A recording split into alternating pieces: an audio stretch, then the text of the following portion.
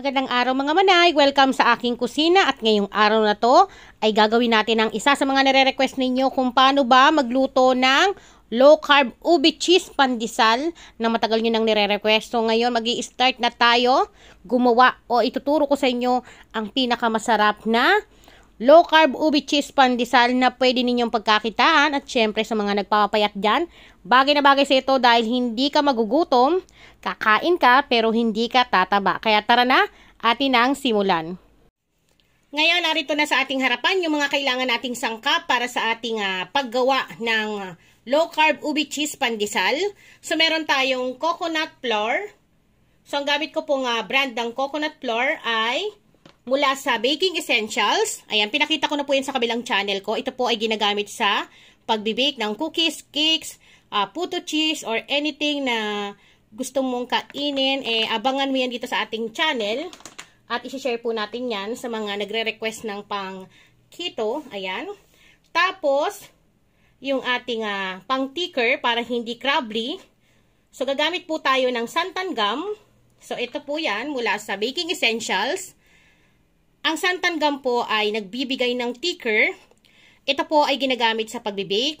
Pwede rin po ito sa paggawa ng sauce kung gusto ninyong lumapot. Dahil alam naman natin na hindi tayo pwedeng gumamit ng ordinaryong harina. Pwede kang gumamit ng santan gum gamit ang Baking Essentials. Alam naman natin na pricely ang mga sangkap ng pang low carb. Pero mga manay, hindi naman po kagad natin yan mauubos. Dahil konti-konti lang po yung ating gagamitin. Matagal po natin yan magagamit, lalo na kung pansarili lang natin. Tapos, so ito po yung ating santan gum. Then, meron tayong ube flavor. So, liquid flavor po itong aking gamit. Meron tayong konting asin. 1 large egg. Meron tayong baking powder. Tapos, syempre, hindi makukumpleto yung ating ube cheese pandesal kung wala tayong pandagdag tamis. So, hindi tayo pwedeng gumamit ng regular na sugar, kaya gagamit tayo ng alternative o itong erythritol, the best sugar alternative po, na hindi katataba. Yan, para po ito sa mga naglo-low carb. Ayan. So, yung tamis po niya, the same din ng regular na sugar. Ayan. So, ito yung ating gagamitin para sa tamis ng ating ube cheese pandesal. Then, meron tayong 2 tablespoon ng butter. Tapos, meron po tayong warm water. So, ang gamit po natin dapat dito ay warm. Para po maluto or mas maging thicker yung ating dough mamaya na gagawin. So, yan lamang yung mga sangkap na kailangan natin. So, ang unahin po nating pagsasamahin ay yung ating coconut flour. Ayan. Then, yung ating salt. Baking powder. Yung ating alternative na sugar. Then, i-mix lang po natin. Ang bango po niya, mga manay. Kapag naamoy ninyo, parang mukhang papayat na yata ako. Nararamdaman ko na. Ang bango niya, parang yung amoy ng ating coconut flour, parang tinosted siya, ganun. Ayan. Parang ang sarap ng papakin. Amoy pulburon. So, once na na-mix na po natin, napakasimple lang. Gagawa tayo ng butas sa gitna, ganyan. Then, ilagay natin yung ating warm water. Then, yung ating liquid ube flavor. So, pwede kayong gumamit ng powder na ube flavor. Kung ano yung gusto niyo, i-go nyo yan. Then, yung ating 1 large egg. So, ganun lang, i-mix lang po lahat. So, huwag natin sayangin yung tirang liquid ube flavor. So, taktak natin yan lahat.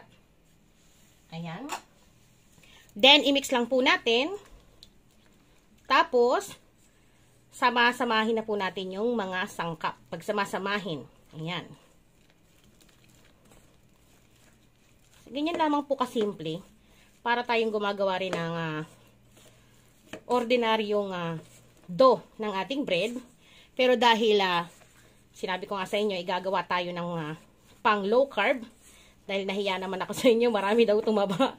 Eto na. So, kung gusto nyo ng healthy, itry nyo to. At marami rin po kasing bumibili ng pang low carb na pagkain. Na pwede nyo tong pagkakitaan. Dahil, nako, matutuwa kayo dahil less 10% po ang baking essentials. Napakasimple lang. Ilalagay ko po ang kanilang website link sa aking description box sa baba. Sayang po ang 10% less discount ninyo po yon. Ayan, na makukuha sa baking essentials. Mas mura po sila kesa sa mga online store. Ayan, nakales ka na ng 10%. Pwede ka na mag-start mag-low carb. So, hindi ka lang pwedeng ikaw lang. Pwede ka nang magbenta online ng mga pagkain na pampapayat. Ayan. So, gagamit po ako ng plastic gloves dahil mamasahin natin to. Magkukulay tayo ng, idikit kasi yung ating ubi flavor sa ating kamay. So, gagamit tayo ng ating plastic gloves. Tapos, ilagay na rin po yung butter. So, dapat po yung malambot na, huwag po yung chilled para kumapit po ng maigi. So, ganyan lang mang kasimple. Then, ilagay na po natin yung santan gum. Ayan. So, dapat po nung umpisa pa to, hindi ko nakita, natabunan ng aking lagayan.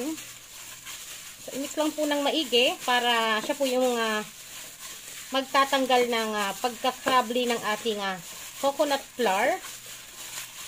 Ayan. Masahin lang natin ng maayos.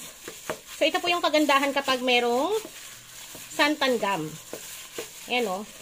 Hindi siya crumbly. Talagang nagdidikit siya. At napakasarap po. So, nakapag-try na po ako nito. Bago ko sa inyo tinuro. Siyempre, una muna akong tumikim para sureball ang ating recipe na to. Ayan. So, pwede na po ito. Pwede na nating bilugin at lagyan ng palaman na cheese. So, pwede na tayo mag-start, mag-assemble.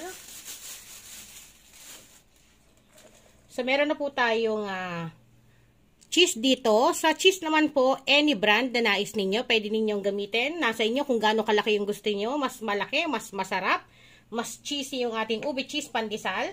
Then, para dun sa ating breadcrumbs, hindi tayo gagamit ng yung talagang normal na breadcrumbs na ginagamit natin sa pandesal. So, ang gagamitin po natin, itong coconut flour.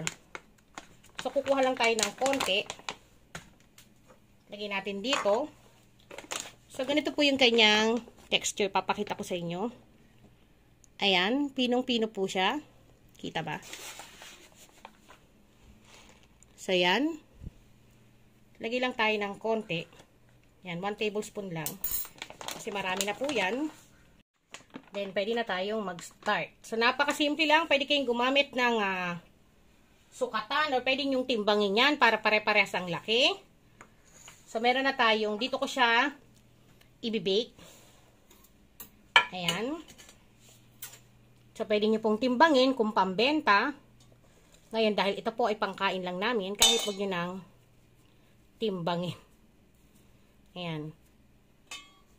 So, damihan na natin. Kailangan makagawa tayo ng 6 na piraso dito. So, napakasimple lang.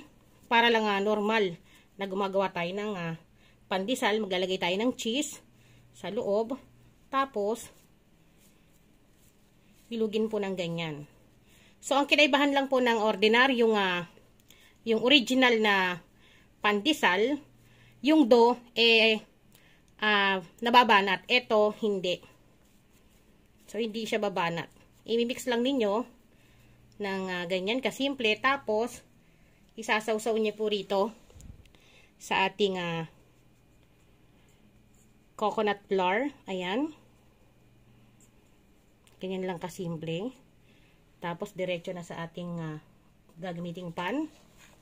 Tapos, kuha ulit. Mahal po ang sangkap ng pang low carb, pero hindi naman mauubos kagad ng isang lutuan yan. Matagal naman.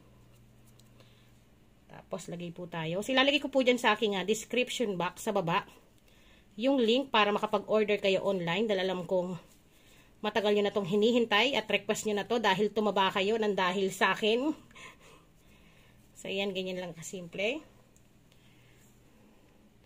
Pwede nyo po itong pagkakitaan mga manay dahil mahal po ang mga keto recipe o yung mga pandesal na pang keto. Ayan. Ayan.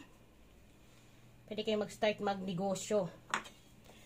So, huwag nyo sayangin ang pagkakataon na meron kayong less 10% discount. So, gagamitin nyo lang pong code ay MELCHOICE. Ayan. Lalagay ko po dyan yung link sa aking description box sa baba.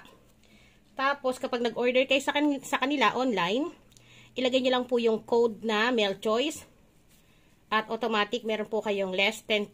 Yan po ay mula sa Baking Essentials. Mas mura po sila kesa sa ibang online shop. I-try nyo pong i-check yung coconut flour sa iba. Napaka-mahal. Sa kanila, mura na kasi nakadirect po tayo. Tapos, naka-less ka pa. Diba? Ang bait ng Baking Essentials sa atin, mga manay. Gusto nila magkameron tayo ng hanap buhay. So, yan po. Ayan, yung kanyang itsura. So, tapusin ko lang to.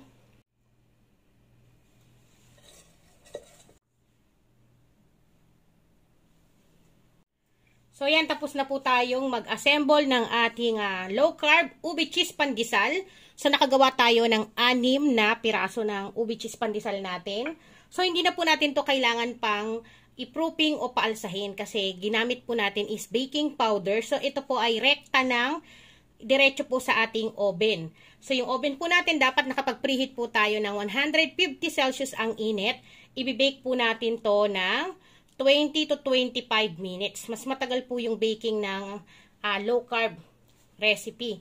Yung ating low-carb ube cheese pandesal. Kaysa dun sa ordinaryong pandesal na 15 to 18 minutes is okay na kasi ito ay siksik, kaya tumatagal siya. Minsan umaabot ng 30 minutes. So, iba-iba po ang init ng ating oven, kaya i-check nyo na lamang po. At uulitin ko rin po, hindi lamang itong tatlo ang naka-discount ng 10%. Dahil lahat po ng produkto ng Baking Essentials, mula sa kanila ay nagbigay po sila ng less 10% sa kanilang mga item. Gamitin lang po ang code na MELCHOICE at meron ka ng automatic na 10% para sa kanilang mga item. Kaya huwag ka nang magpahuli at i-bake na natin to sa ating oven.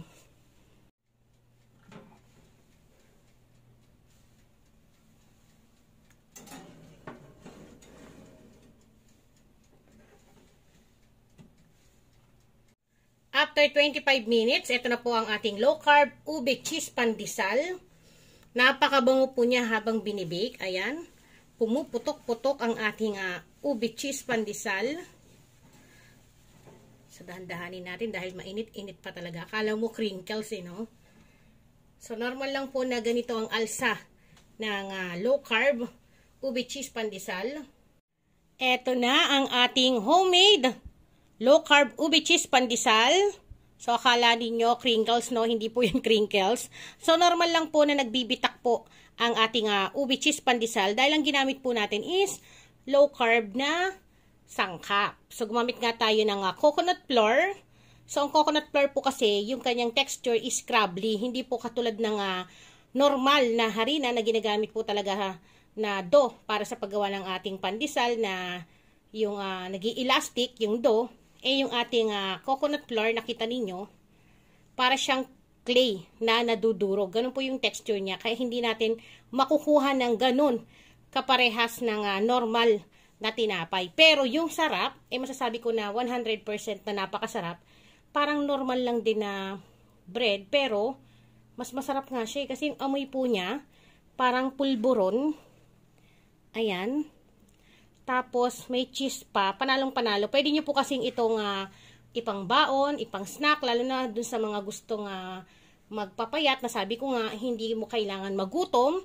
Kakain ka hanggat gusto mo, pero magbabawas ka lang ng carbs na kakainin. At bagay na bagay po itong ating low carb ube cheese pandesal. Syempre kasama ang baking essentials. So hindi lamang po yan yung mga sangkap na binibenta nila, no? So meron po tayong stevia, ayan, na alternative sugar.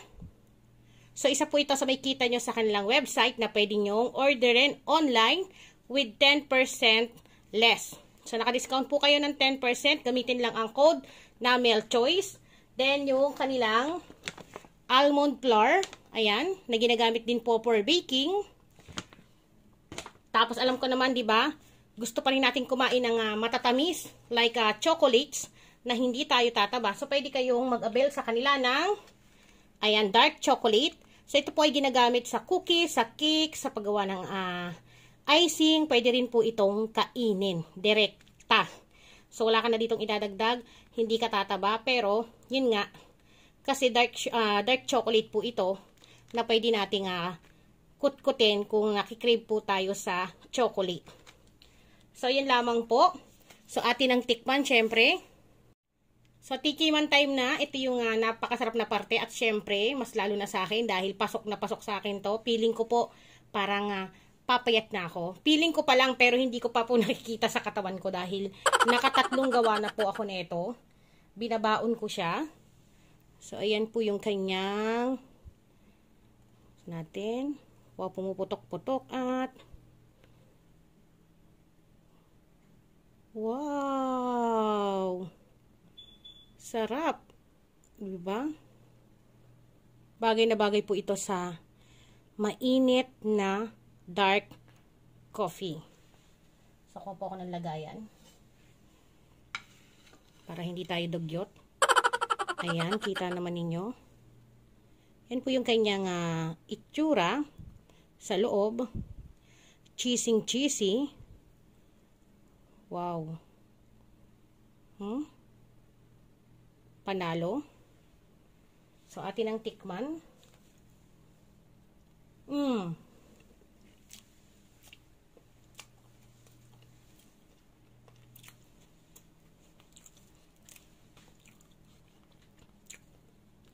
Para sa akin, sakto lang siya. Hindi siya ganon katamis. Pero, dito pa lang, mabubusog ka na. Kaya bagay na bagay po itong pambaon, pang merienda. Like ka magdala nito kung saan ka pupunta para hindi ka makakain ng bawal. Bet na bet ko po itong timpla ng ating ube cheese pandesal. Sarap. So muli, ako po ang inyong madiskarting nanay at kung nagustuhan mo itong ating recipe na pinakita ko sa inyo ngayong araw, tinuro ko sa inyo ngayong araw na to, please don't forget to subscribe and click the bell button para updated sa mga recipe na ibabahagi ko pa at pakibigyan naman ako ng like kung nagustuhan mo to at pwede mo akong i-follow at i-like sa aking FB page, Madiskarting Nanay by MelChoice, ayan. At pwede ka ring mag-join sa aking group page, Madiskarting Nanay, MelChoice. So, yan. At pwede mo rin akong i-follow sa aking like account. Maraming salamat po sa inyong panonood. At sana ay magustuhan nyo to, lalo sa mga nag-request nito. Umpisahan na natin ang pag-share ng low-carb recipe na pwede ninyong kainin, pangbenta. Lalo na kung gusto nyo mag-diet, bagay na bagay po sa inyo to. Kasi ito ay hindi mo kailangan mag-diet. Mabubusog ka, pero hindi ka tataba. So, kita-kita po tayo sa susunod. Paalam!